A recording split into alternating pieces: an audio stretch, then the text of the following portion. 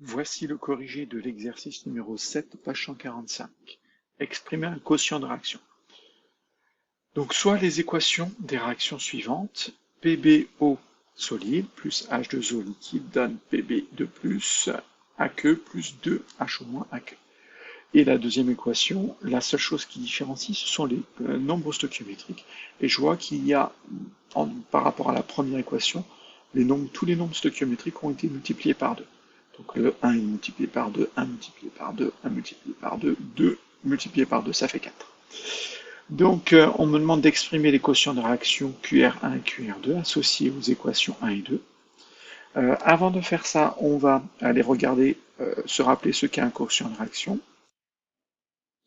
Donc le quotient de réaction, qui est une grandeur sans unité, va correspondre à la concentration du produit numéro 1 divisé par C0 avec une puissance ici qui correspond au nombre stoichiométrique de ce produit numéro 1, multiplié par la concentration du produit numéro 2 divisé par C0, avec une puissance, c'est le nombre stoichiométrique du produit numéro 2, divisé par etc. Donc là, si j'avais 3 produits, j'en aurais eu 3.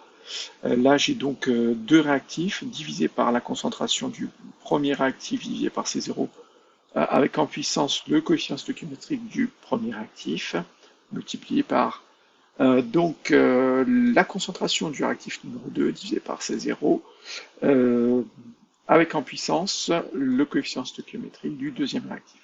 Je vous rappelle que C0 vaut 1 mol par litre, donc finalement C0 va pouvoir se simplifier énormément.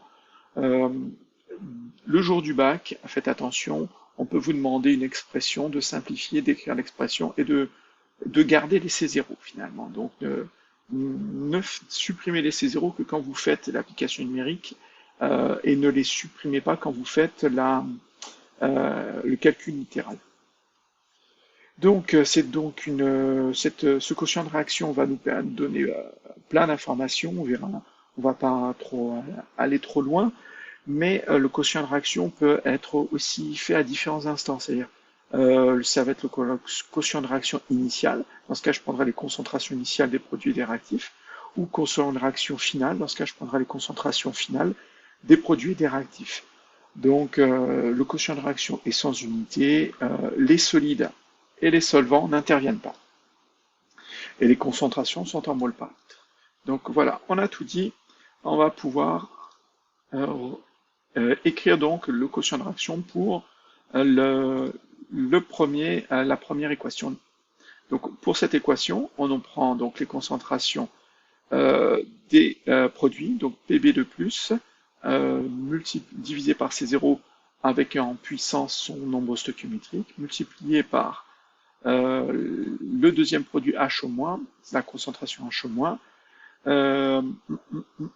divisé par C0 avec en puissance son nombre stoichiométrique, qui est 2, divisé par ensuite PbO, c'est un solide, donc il n'intervient pas. H2O, il est liquide, c'est le solvant, il n'intervient pas. Donc finalement, ici, il me reste divisé par 1, il ne me reste rien ici. En simplifiant, ça fait donc, j'ai divisé par C0, il a divisé par C0 au carré, attention, il ne faut pas oublier que c'est au carré. Donc j'ai C0 à la puissance 3, donc j'ai la concentration en ion Pb2+, multipliée par la concentration en ion H- au carré, divisé par C0 à la puissance 3. Même si C0 vaut 1 mol par litre, donc là ça va se simplifier. Mais l'expression est la suivante.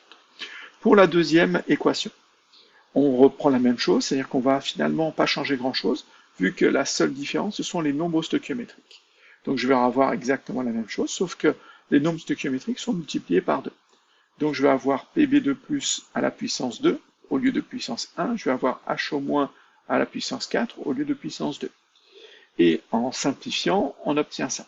Donc j'obtiens Pb2+ au carré, multiplié par la concentration H- à puissance 4, divisé par C0 à puissance 6. Donc, on me demande ensuite dans la question 2, l'expression du quotient de réaction dépend-elle de l'écriture de l'équation de la réaction?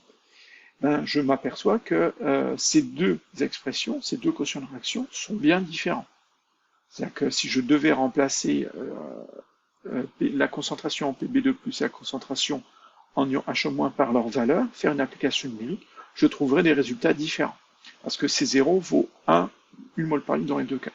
Donc j'obtiendrai des valeurs différentes, alors que finalement la réaction qui a été décrite par ces deux équations est la même. C'est juste que dans la deuxième équation, on a un petit peu oublié de simplifier, de diviser tous les nombres stoichiométriques par 2, parce qu'on peut les simplifier. Mais voilà la seule différence.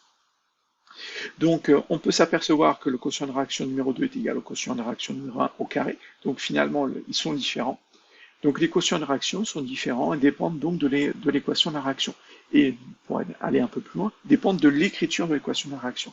C'est-à-dire, si vous faites une erreur dans l'écriture de l'équation de la réaction, c'est-à-dire, bien sûr, si vous vous trompez dans l'un des coefficients stoichiométriques, ben forcément, votre quotient de réaction ne sera pas bon. Si vous vous trompez dans les produits et les réactifs, votre quotient de réaction ne sera pas bon. Et si vous oubliez de simplifier, comme ça a été le cas dans l'équation numéro 2, c'est-à-dire de diviser tous les nombres stoichiométriques par 2, et ben si vous faites cette erreur, et ben votre quotient de réaction ne sera pas bon non plus.